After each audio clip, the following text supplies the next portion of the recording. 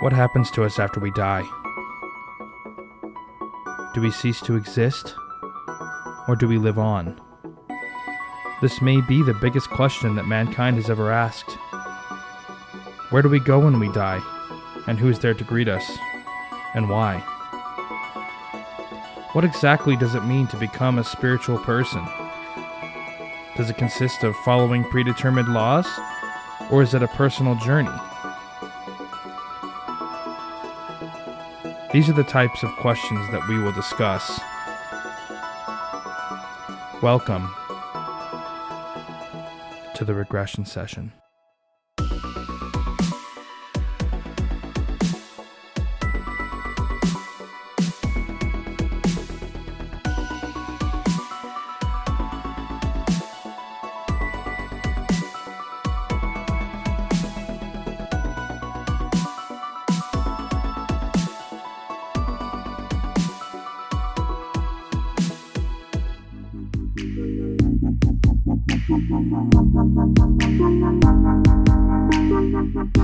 My name is Ian, and welcome back to the Regression Session. This week we're going to be hearing from Madalyn, and Madalyn is a past life regression practitioner, and we talk a lot about the process of taking people down into hypnosis and some of the nuances of doing that, so I'm pretty excited to have her on the show. If you've had an experience, or if you are another past life practitioner, or if you are a psychic medium, or anything that has to do with this puzzle of the afterlife, feel free to shoot me an email. My email is theregressionsession@gmail.com. So let's jump into today's interview with Madalyn. Hey Madalyn, thanks for coming on to the show. Thanks for having me. Yeah, absolutely. I really appreciate you taking some time to come on the show and sharing your time with me. And just for the audience's sake, like I was saying before, could you tell us a little bit about your background growing up and your beliefs leading into becoming a past life practitioner? Yeah, so I am from the South. That's kind of a big part of my story in a way, because I come from a very traditional Christian background, specifically evangelical. It was kind of the vibe where my mother didn't even want me to read Harry Potter because she was afraid that I would become a witch. And that didn't work out in the end.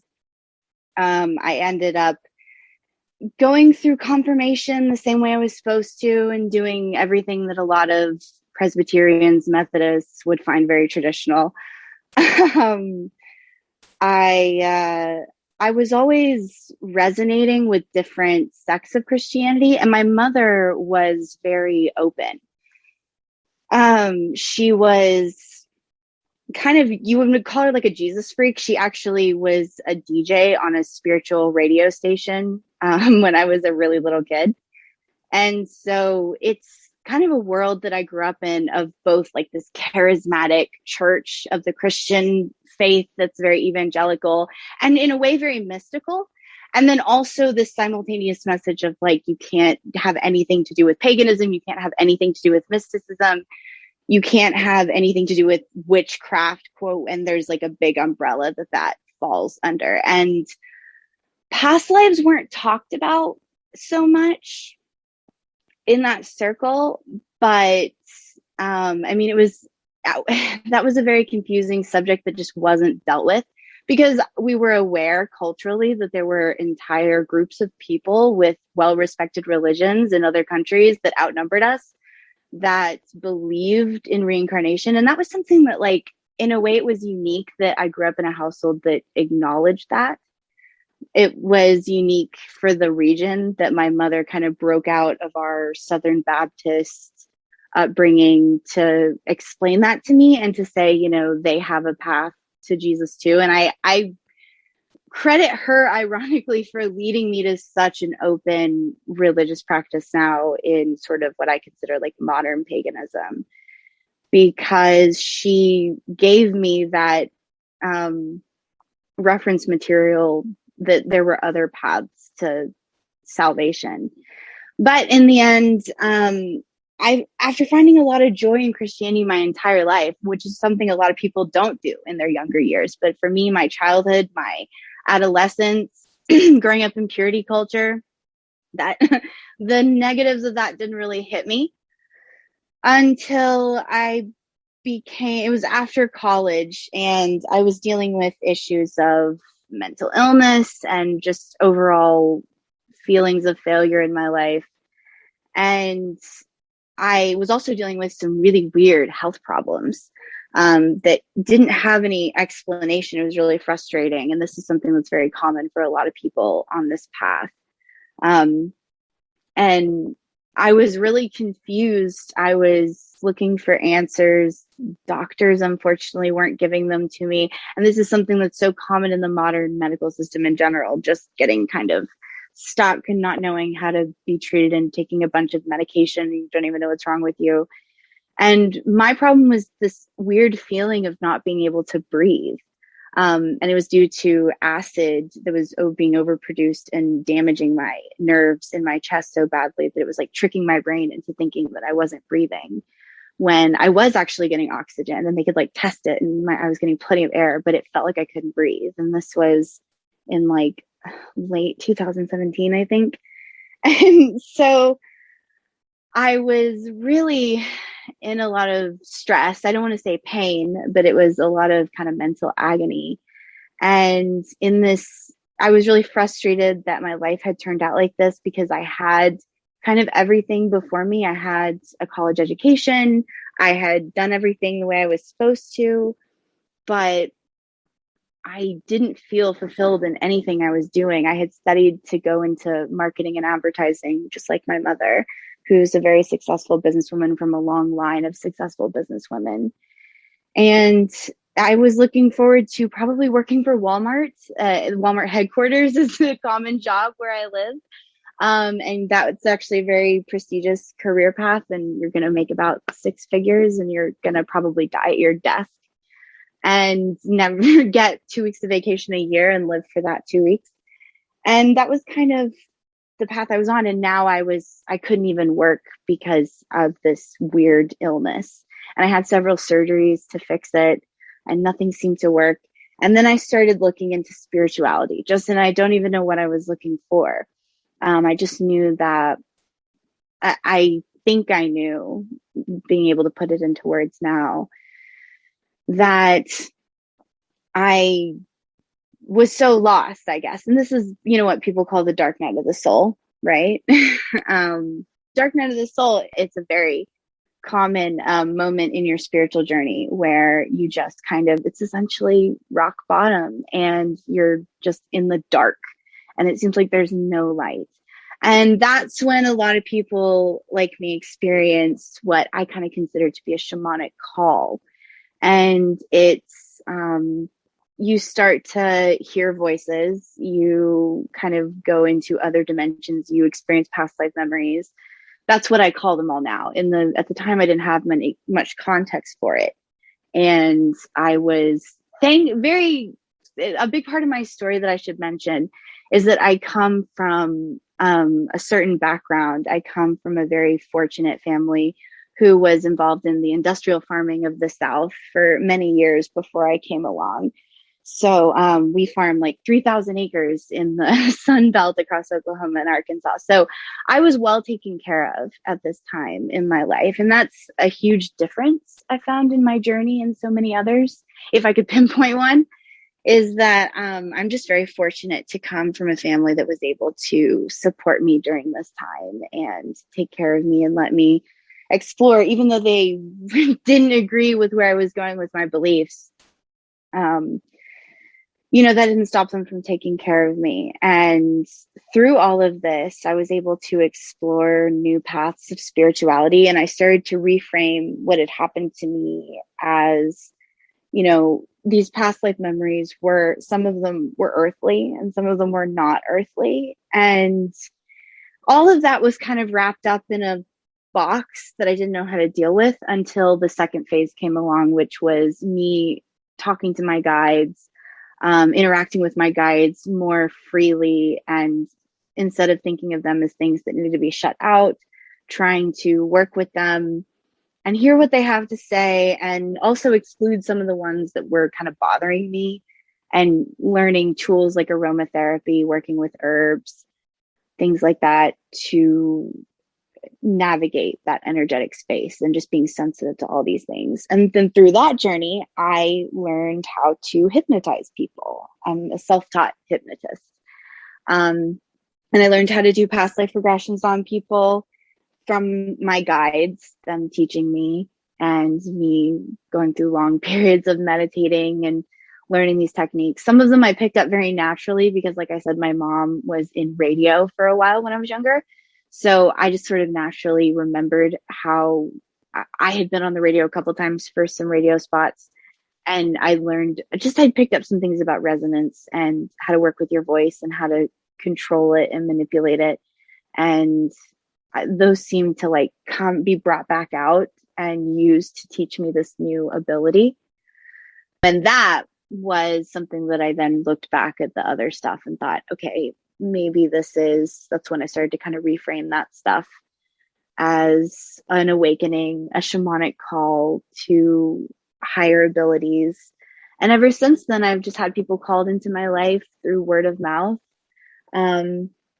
that seem to either be awakening or on the verge of awakening, and who are remembering past lives. Usually it runs the gambit, but there are some specific ones that people tend to be drawn to, who they remember that are specific to our little group. And that's kind of what I think my mission is to find my soul family and just work with them and help them understand what's happening to them, like I would have liked someone to do for me while I was in my kind of having to do it on my own.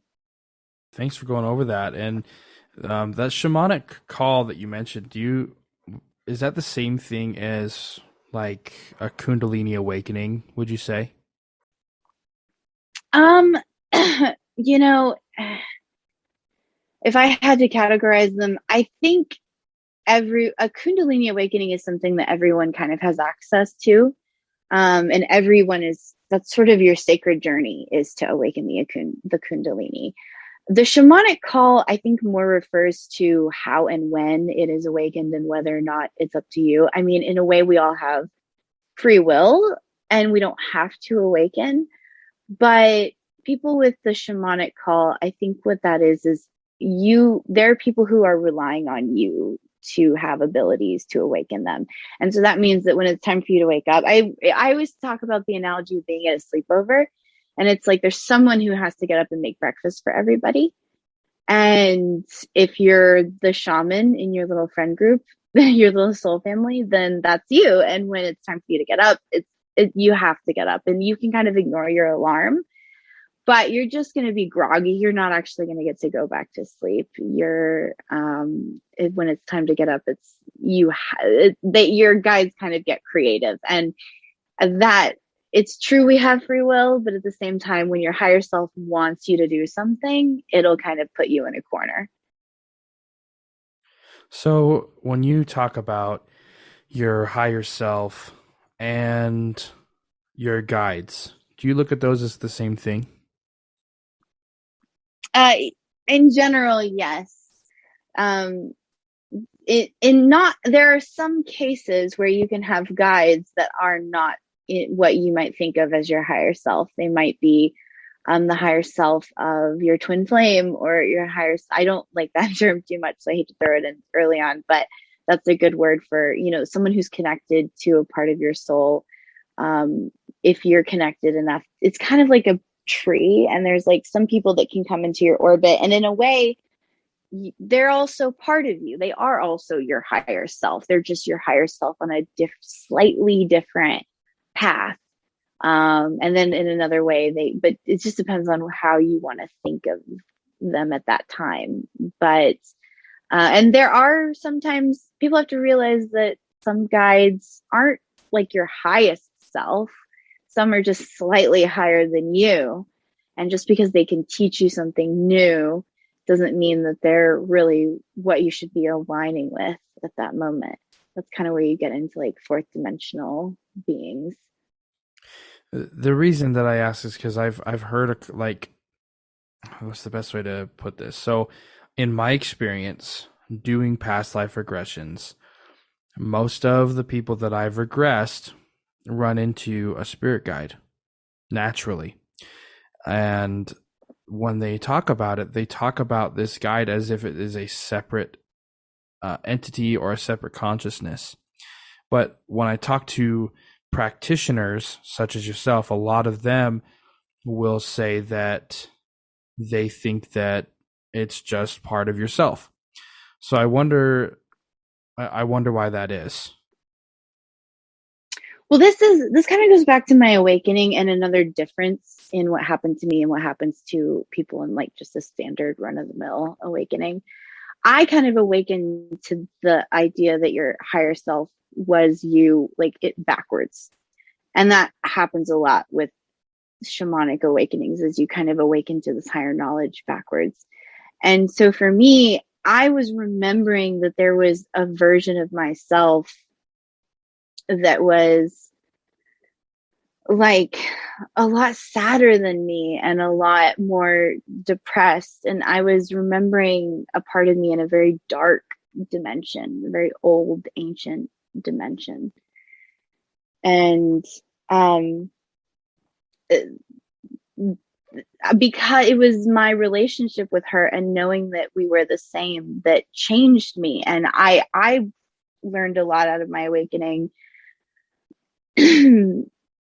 because I had a lot of problems with empathy. And by relating to my guides and realizing that they were me, that's how I made a lot of the emotional breakthroughs that I had, was by understanding that I was learning things from these entities and that they were learning things from me. Excuse me. And that's kind of what we were doing together as a team. And so my understanding of that kind of awakened from the inside out, as these are just parts of me that are coming back to learn and be helpful. That makes sense. And, you know, obviously that's a little bit different from what like the average past life regression experiencer is experiencing, right? Yeah. So as far as like doing past life regressions themselves, after you kind of had this shamanic call or this awakening, what's the timeline from doing that to jumping into regressing people? And I think you called it doing healing or spiritual healing. Yeah, which I wouldn't have called it that then at all. I would have really cringed if I would have, like, someone would try to tell me that that's what I was doing.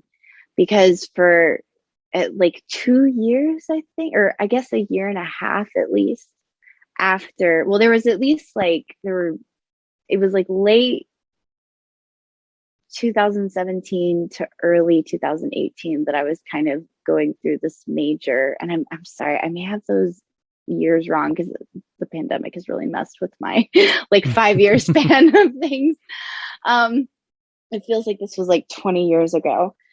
Uh, but yeah, I think it was only like, it felt like I guess it was about a year of kind of recovering, what I would call just recovering from the shamanic call and just trying to get back on my feet. And by the end of 2018,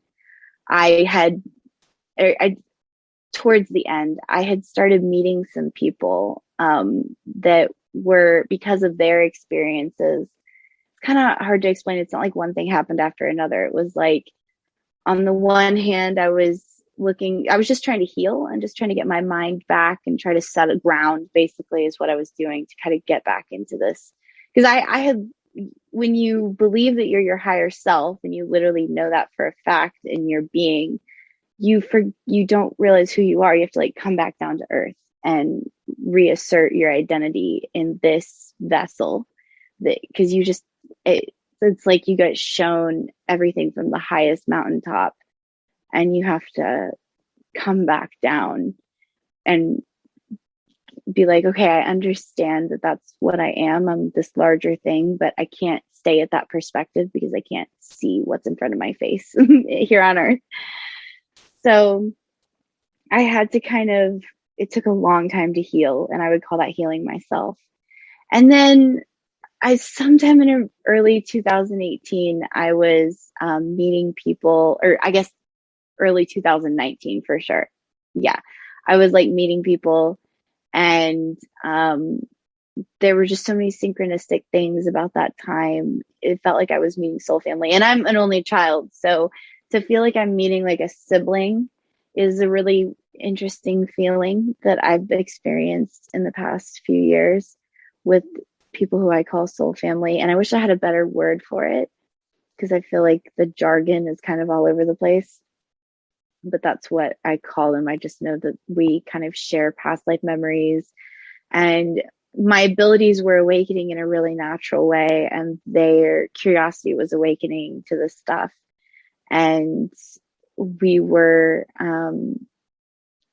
I was doing regressions, and what was interesting was, even though we'd have some cool moments, they were also doing some really intense work with some much more advanced healers than me. So I was just a part of their journey. They were also doing like some quantum healing hypnosis sessions, which I don't know how familiar you are with that technique, but it's a very interesting, deep 2-hour meditation that takes a long time to really master. Is that Dolores Cannon? Mm-hmm. Yeah. And I had like well, it was so interesting because we would have these experiences, and we would I would question my own abilities, being just learning this. And then they would work with some more practiced healers. And some of the most significant sessions that they did were quantum healing hypnosis. And I recommend that for anyone who is trying to like confirm the work that they're doing with someone like me. And it's the work goes hand in hand, because you need the work where you're conscious of it and kind of meditating on it bit by bit, day by day. But then those quantum healing hypnosis sessions are just really powerful. They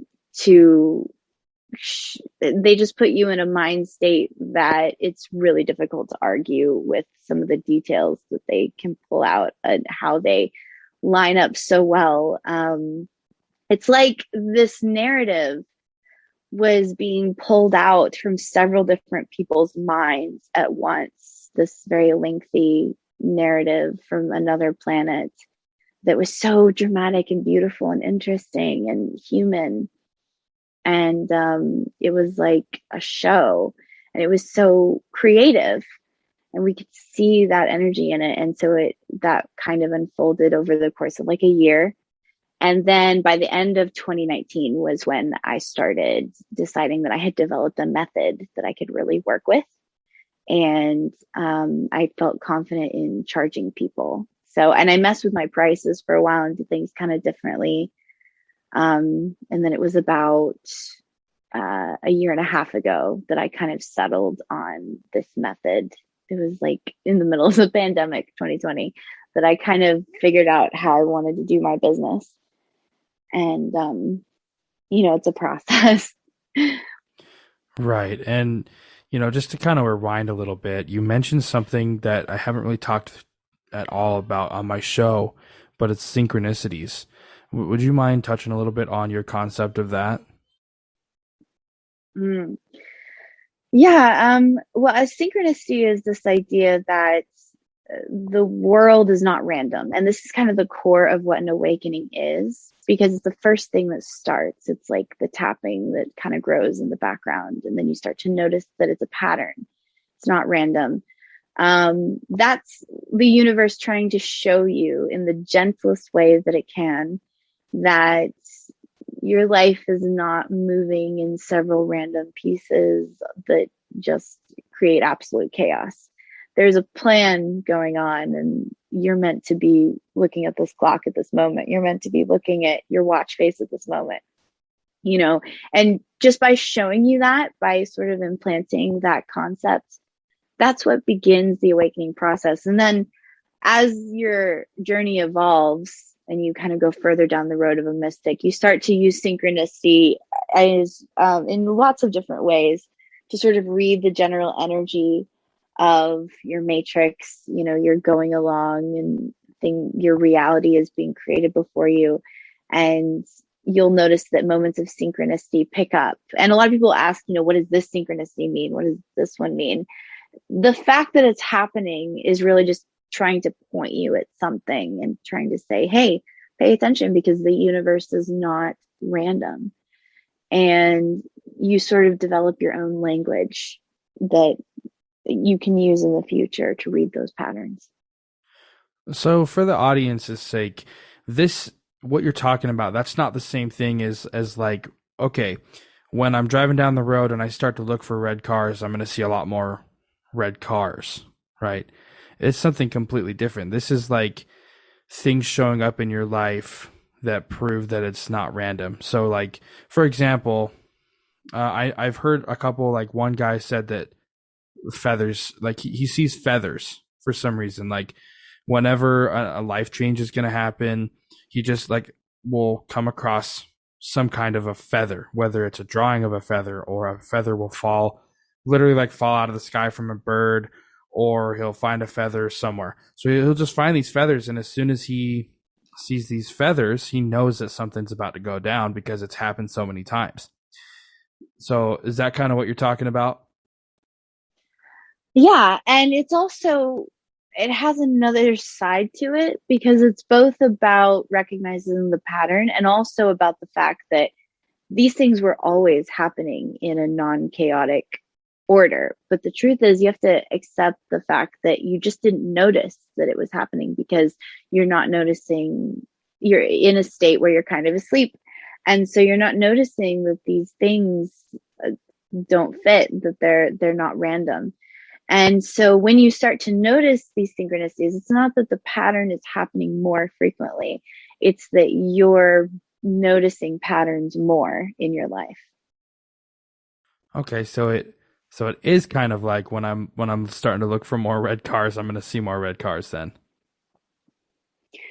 Well, I mean, the way that you phrase that could go either way, that but because it doesn't always work that way. It doesn't always work that if you say you're going to see more of one thing, you're definitely going to see it. But sometimes it can. That kind of goes to what is your intention, and that's the other part of the spiritual journey that people sometimes neglect. They focus on reading the signs and the energy that they're picking up on, and not whether or not they're actually perceiving, and whether they're in the right alignment to perceive things correctly. So are they just calling in are they reflecting stuff back at themselves because you've just learned to manifest that sign? Or are you in a state where you're truly open to the universe telling you what the future holds for you? And if you're in that state, then you're not going to have a problem with confirmation bias. Yeah, and that's the main thing. Like I can hear it now from any skeptics out there is confirmation bias, right? So how can you, obviously I know that we kind of talked a little bit before we started recording about there's kind of two sides, or there's like a spectrum of this bubble that we're in, or I call it the puzzle that we're all trying to put together. And on my kind of an end of things, where I'm very evidence based, I know that it's on the other end of the spectrum. Evidence and stuff and confirmations aren't super important to a lot of people doing the same type of work. But how can you know that you're not just having confirmation bias? Well, you're talking to someone who's, I'm a big picture person, forest, not the trees. So I could never answer that question from the perspective of someone who needs, I have been in that place where it's like, I need to prove that this really happened and that I couldn't possibly know this information and that no one's feeding me anything. There's a place where you're at where you need those. And I've been out of that for so long, it's hard to kind of get back in that state. For me, once you have an experience which first of all, you shouldn't be doing this work if you're still in that state. You shouldn't be doing what I'm doing, a spiritual advisor, helping people, if you're still questioning to that extent. For me, because you just can't do your work correctly. For me, I have had the experience of seeing life-changing things, people break patterns that they haven't been able to break through their entire lives, people forgiving people, showing compassion where there was hatred before. Those kinds of emotional healing moments, those moments of profound change in people's lives where there's a difference made in their quality of life.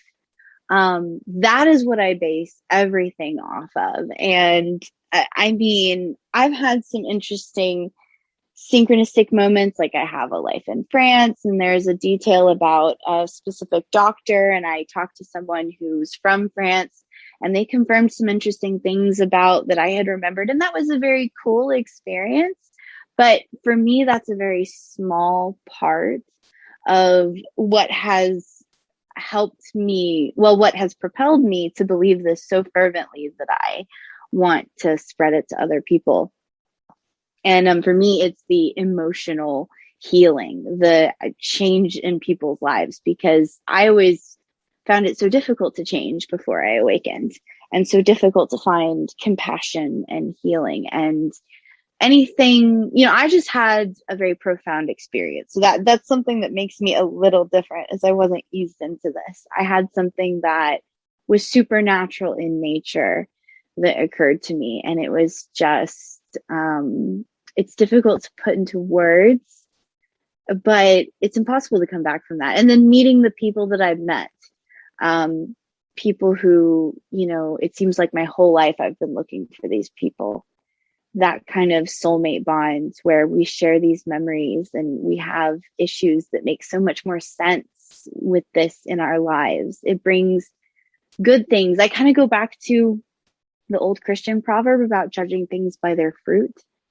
And this thing has always borne incredible fruits. It's always, I've just seen people change for the better. I've seen people improve their lives, become less materialistic, less superficial, more loving, more empathetic, and more authentic as well. And those are my goals in life. So that's what I'll pursue. But I'm sorry. I know that that's not too into the nitty gritty details for a skeptic, but that's. Yeah, it's totally fine. And the only reason I ask that question is because I always try to approach things from both sides to get a spectrum of perspectives.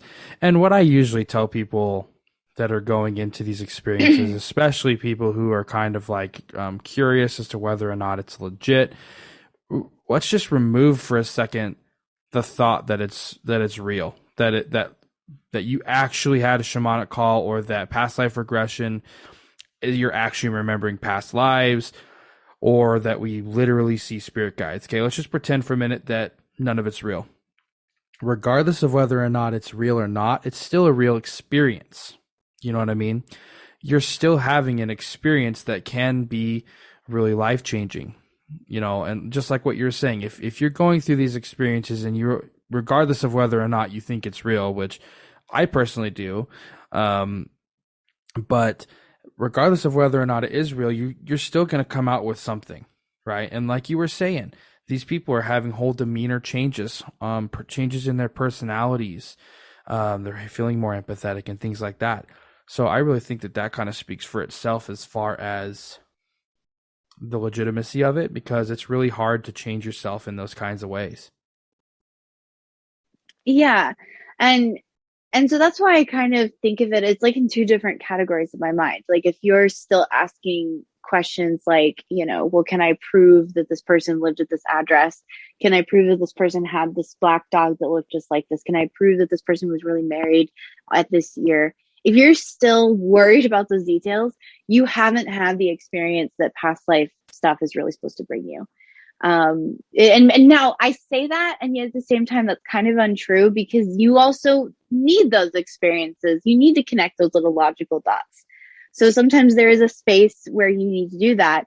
But at the same time, eventually, once you get past that, the ultimate goal with this work is to just not worry about that anymore and not let that get in the way of emotional healing. And, there are always going to be details that don't match up. And, how does any past life regressionist professional, reconcile the fact that there are tons of people on record with very detailed, convincing stories of having the past lives of people from the Romanov family.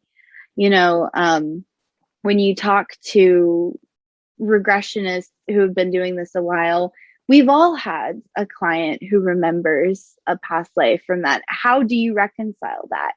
You know, that's where you kind of get into, you have to accept that there are some things going on that don't make it as simple as each person lived a single life and the details matched up perfectly with this world, because there's a larger multiverse out there.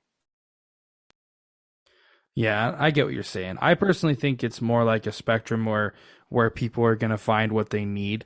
So where you're more into quantum healing, I have people that are coming to me looking for these verifications, trying to find these kinds of details.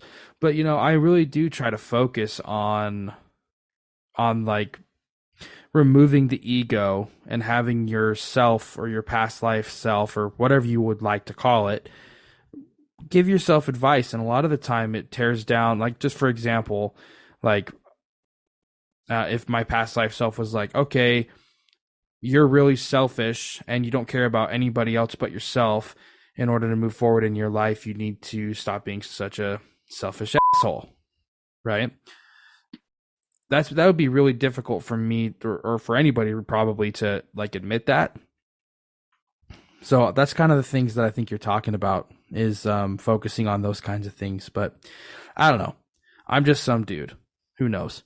What I would like to talk about is if you're willing to, or I don't know if you have any like contracts or NDAs with anybody, but if you are able to talk about some of your cooler experiences that you've had in regressing people and some of those stories, or even if you've done regressions yourself and you'd like to tell some of your stories about that, I would love to hear some of those.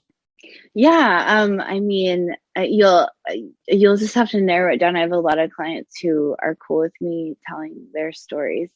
So, if you want me to, you'll just have to just pick a category, you know, if there's anything. Okay, so let's do two sides of the spectrum. Let's do first your one, the one that you were just like, whoa, like what is going on, like your most far out one, and then your closest one that you could almost verify or actually verified. Gosh, the far out one, I would have to put those in just a single category. There's this past life of a reptilian planet, and everyone who's like read my AMAs, this is kind of the story that everyone's interested in. There's a reptilian planet that a lot of people that come to me remember, and it has a lot of specific, really weird cultural things about it that are just really weird and specific. And that, I mean, you want to talk about confirmation? Like, to me, I mean, it's that one is probably the biggest source of confirmation, simply because so many people remember the same thing, and it's not like a popular, it's none of the stuff is like something you've heard before. Like, it's all very, it's a version of something you've heard before, but it's very out there and very unique. And for all these people to resonate with the same story, I think is just very significant. And that blows me away, that people will come and they'll get it from not just me, but like other practitioners. And it's just a very weird story. It was a very weird. And real sorry to interrupt you. Just to be clear, these people, and for the audience sake, these people they're not connected in any way, right? They're not like family or friends. It's cross cultural. It's things like that. Because I've actually heard of this reptilian planet thing that you're talking about. I've heard of this anecdotally. But these people aren't connected, and they don't know each other. It's cross race, cross culture, cross denomination, and these people are still remembering these same types of things, and this same world. I would say, well, I wouldn't say it's necessarily, it's cross race, but it does seem there's weirdly a lot of Asian people who it specifically, and I just say that I know it's striking for me because I have no Asian DNA at all. And I seem to have a ton of people of different Asian backgrounds. Like it's like one of each, one from Vietnam, one with a background in Korea, one with a background in Laos. There's they're in like different parts of Malaysia. It's so strange how that seems to be a factor that goes through a bunch of them. And then the other race that I get a lot, people with the same genetic history, are British and Scandinavian. And there's like two groups of people, and that I don't think that's for this reptilian planet in general, but for my little group, I would say there's like a theme that's like kind of weird with the races of people. Okay. Yeah, because like I said, I've heard of it, but I've heard it from like a bunch of different people who are like, I was a reptilian living on such and such planet, but well, there's a lot of reptilian planets. I mean, there's tons of reptilian planets. You know, this one is really specific. They all agree that it has the same name. And not, I mean, these people met each other at different stages in their awakening. So as far as, you know, they didn't know each other before, for sure. They all lived in different parts of the country. And but then once they would sort of present some memories, they would often get connected with other people. And so, I mean, but I've always done that with my clients, letting them talk to each other and helping them kind of awaken together. I've always found that that's such an important process. Now, someone who's trying to like prove that there's no confirmation bias going on, that wouldn't be an important part of their practice. But I mean, that's not my goal. So for me, It's a very important part of the practice to let people who have memories of the same lives intermingle and share details and get more. And I mean, that's why my clients tend to stay with me for long periods of time, because we work on these lives for a long time, just developing more details and getting a really full picture and seeing how they're parallel to what's going on now. So can you tell me the name that they remember of the planet? Yeah, they all call it Excalion. Huh. And it has a specific structure that it's a planet called Excalion, but it had several moons and satellites that orbited the planet. And there was like a population of people that lived on the planet itself. And then there was a population that was kind of very separate from that other population that lived on the moons and the satellites that orbited around the planet. Okay, and is that one so is that one like your more provable one or the one that's more out there? I wouldn't say it's provable. I wouldn't call Okay, anecdotally provable. but if you want to talk about personal proof, I believe it's provable simply because so many people have remembered such specific details. Like some people remember the specific detail of living on a moon, and there are actually different moons that had different cultures that we found with people in this soul family that can kind of differentiate. I was on this moon and they were doing this thing, and they had different power structures going on that were very specific. And so it's a very complex narrative from this planet. Yeah, and it is significant. I don't want to take away from that at all. I think it is significant that when people remember the same things that weren't previously connected. But that's really fascinating. I love hearing about extraterrestrial lifetime memories, and I just think it's so cool because I love aliens. I love the thought of aliens, and I've heard a lot of people talk about living lives on different worlds. See, I was always very afraid of aliens. I saw the movie Signs, which is not even that scary a movie, but I saw it when I was like in the third grade. And I was absolutely terrified of aliens for a very long time. And now after having my awakening and awakening to alien guides, you know, having guides that didn't look human, that looked, some were reptilian, some were Pleiadian. I realized that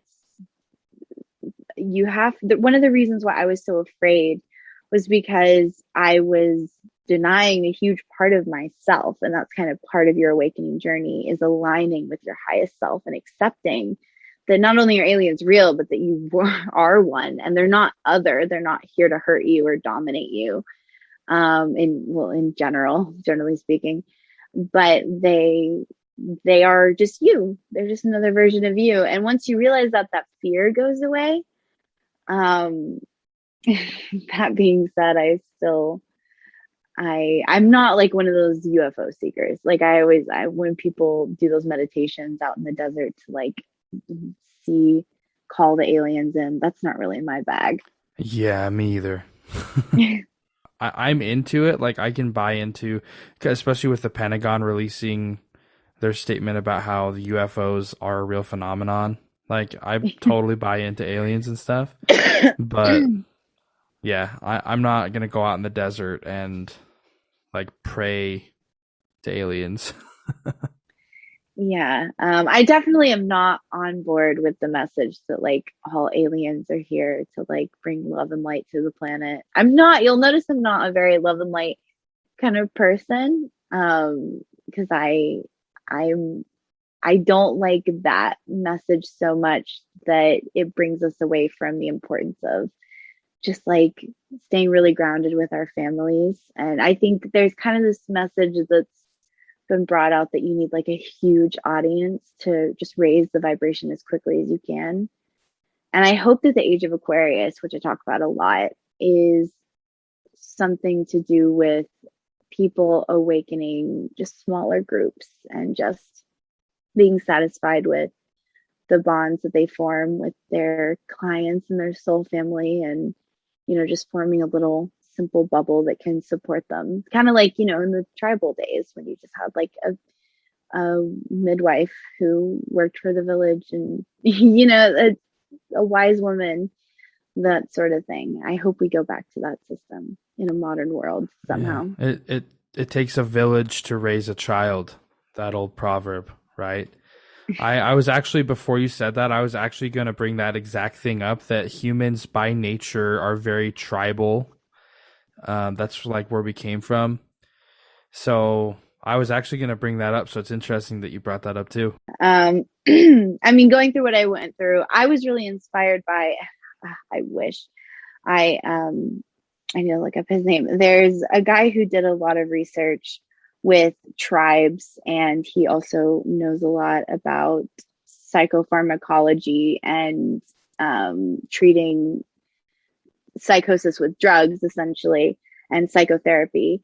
And he compared, how do tribes take care of their mentally ill? And what he found was that they essentially have reframed it as this shamanic practice, and that and his work is just so interesting because I found that a lot of the methods that he suggested using in the modern day, if you feel like you're going through a shamanic call, I found them very useful to me. And it's just basically the idea that we still experience these ancient moments of disconnection with the physical world, but we have no idea how to deal with them, especially based on my religious context. So what, I know that some people aren't comfortable talking about it, and if you don't want to, we can go in a whole different direction. But I like to talk about my method to put people under hypnosis and stuff like that. Are you comfortable with sharing that at all? Yeah, I mean, I don't know it's how you want me to describe it exactly, because it's pretty much I don't even know fully if I know what I do. Well, some people aren't comfortable because they look at it like, and man, they think that the people that are asking them these questions are trying to steal their method. For some reason in this little bubble that we kind of operate in, there's a lot of competition, and I don't get why there shouldn't That's be. very sad. They charge too much to be that competitive, so I think that's silly. Exactly. But like, I'll give you an example. So my method, I don't know if you've ever heard of it. It's called the Hall of Mirrors. Have you ever heard of that? I heard you describe it in one of your episodes. Right. And I'm very open with about how I put people under, because I feel like it makes people feel a lot more comfortable if they know, especially because I work with a lot of first time people. that this is their very first time going under hypnosis. And I used the Hall of Mirrors for the first time, but the second time I found that it's a lot easier for them to slip into the hypnosis, like because they know what they're doing and their experience. So I don't really have to use it multiple times. But kind of like that. So, if you don't mind describing kind of like your step-by-step process of hypnosis, just to kind of give people different ideas of how different ways it's done, because people have already heard the way that I do it, but I haven't really had someone on the show that was willing to talk about how they go through and put someone under hypnosis, because obviously there's a lot of different ways that we can do it. So with hypnosis, what you're doing is the words that you're saying are really not that important. Part of it is the visualization, and I don't take my clients very deep at all. I like for them to stay conscious. I don't know. Do your clients always remember everything? They remember like 99%. Something that's kind of weird about the way that I do it is a lot of the times people people will come to me with like their friends or like their spouse, and I'll do a session for both of them, and then so there's almost always other people in the room, and they'll take notes. So like their spouse will take notes for them, but they'll go back through their notes and be like, okay, good, I that's not a false memory. I didn't make that up. I actually said that. So yeah, I'd say like 98 to 99% they remember. There's like one, if they say like some offhanded thing that wasn't really super important to them, or I asked a question that they're just like, yeah, why does that matter? I don't really want to talk about that. Then they'll kind of forget about that. But for the most part, they remember everything. So I don't take them like into the unconscious mind. No. Yeah. I just do a really mild visualization. I say that so far I have 100% success rate, but I am very young, so that's kind of why I do. And I have recently run into one client who had a blockage in her third eye that was just needed to be addressed before we could move forward. But that's why I do the month to month. So for me, it's like when we do the regressions, I kind of let them know, we might run into a blockage. We're here to just observe whatever we can observe and see what needs to be dealt with at this time. And then we always just address it going forward. But my method for hypnosis, I just start with in the root chakra, and I start by grounding, using the roots themselves and forming the base of an ancient oak tree. And that's sort of a trigger word for me. And then I work the energy column up from the solar plexus using the traditional chakra system, and just bring it through the heart, through the throat, and up into the third eye, and then the crown. And I use the visualization of the canopy of an oak tree made of starlight. And that kind of roots them in both the earth and allows them to rise up into the cosmos, into the higher realms. And then we go into, there's several, once you get them there, there's pretty much anything that you can do with the session, whatever their intention is, whatever they want to do. I can make anything materialize with visualization. And once that's done, that's kind of the actual method. But one of my fondest methods of just general work is called the palace method, which is where I take them to a place that they co-create with their higher self. So this gives them a space, usually a mansion or an estate, or sometimes a castle, depending on their personality. And some of it is conscious, so it's very familiar to them. And then some of it is kind of representative of their potential in this current phase in their life. And by just working in that space, by observing, we can get messages from their higher self that way. We can also get past life memories really easily. If that's what's being offered, that'll be sort of made clear. And I've worked with the palace for so long, several years now, that I just there's a million different things that I can do with that meditation: healing, working with their chakras, getting really specific pieces of information if we need to. And then I bring them down once we're ready And I just reel everything back in and bring it all the way back down to earth and cool off their solar plexus. And that's the meditation. Okay, so you said something really interesting to me personally. So I was speaking, the very first guest I had that ever talked about chakras, she was a healer, and she told me off the air that in order to get to your past life memories, or what she calls the superconscious, or what's commonly referred to, I guess, as the superconscious anyway.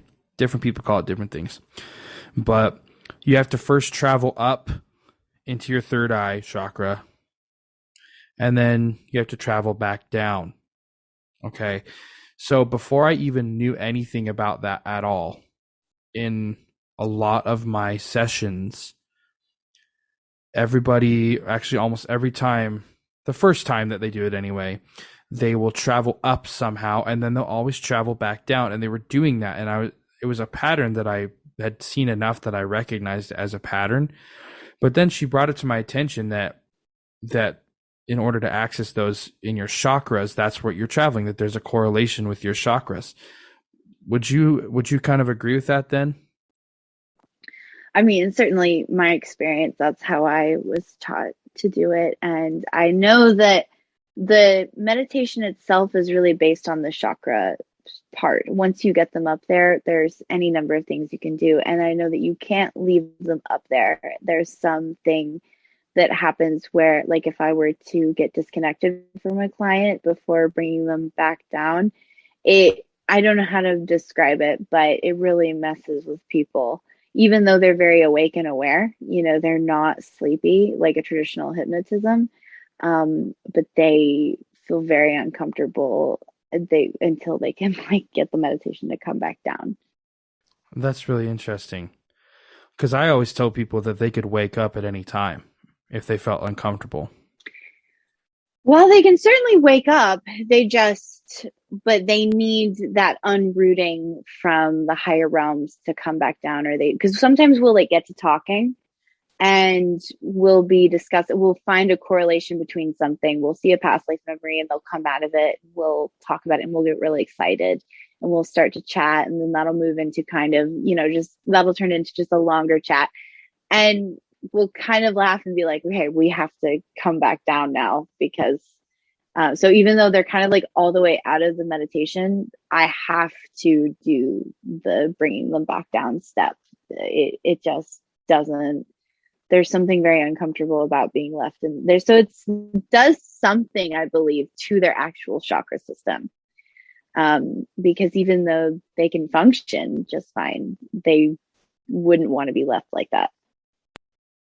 Yeah, and that's one of the red flags that I actually pointed out in my Let's Talk About Past Life Regressions, is that if you have a practitioner that's not going to bring you back out of the hypnosis and let you come back out and be comfortable with yourself in your current body, then I think that's kind of not an appropriate way to do it. So I'm glad that you said that. Yeah, you definitely want to make that part of the step. And I'm fascinated by training courses of hypnotism, because it fascinates me to think, just the way that the ability kind of came out of me in a natural way. It fascinates me to think that this is something that can be learned. And I've been able to pass on my ability to a couple of people and teach them how to do it to some extent and do their own kind of method with it. But hypnotism is just such a strange thing. And it fascinates me that it can be both self-taught and passed on.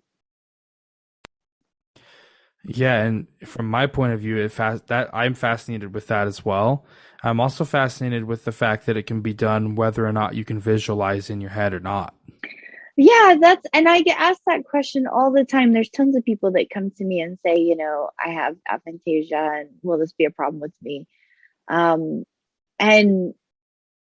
I can't, it's funny because I want to claim that I've actually had a client that had aphantasia and did fine.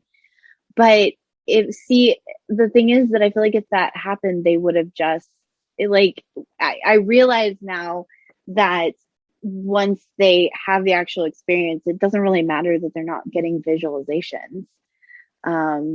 which I think is very interesting because a lot of people are really worried about that getting into this. Yeah, so for anybody who else who has aphantasia out there, it's almost like you get a download in your head. If you go back and listen to the John session, that's what the episode's called. John had aphantasia as well, and I regressed him, and he had a full experience, and he was able to pull out verifiable details of a tribe in Africa. So, yeah, that it's crazy. It's so weird. Like everybody always talks about having visualizations, but I don't have it, and you can still have an experience.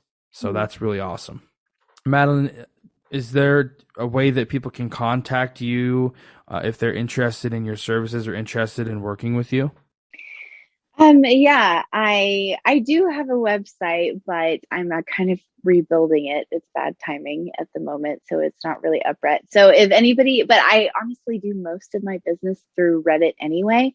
So if anybody wants to contact me, I'm the moderator of the Past Life subreddit, and my username is Struck by a Star. And you can just reach out to me by private message, DM, and ask for a consultation. If you're interested, I have a whole network of practitioners that some of them are clients of mine. Some of them used to be clients and they've moved on to start their own businesses.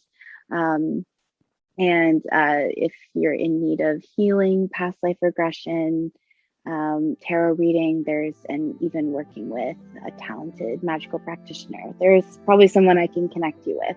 Perfect. Well, I'll include that in the description of the episode. And Madalyn, thank you so much for coming on. I really appreciate you sharing your time with me. That's it for today's episode. I'd like to thank Madalyn for coming onto the show, and I'd also like to thank you for tuning in. If you're interested in working with Madalyn, reach out to her on Reddit at username Struck by a Star. Remember, if you've had a spiritual awakening, or if you have a spiritual calling, or even if you just want to come onto the show to talk about your spiritual views about what happens after we die, anything like that, shoot me an email. My email is theregressionsession@gmail.com, and I would love to have you on the show. Giving up on love, on love. We're giving up on love, our love. We're giving up on love, our love. We're giving up on love.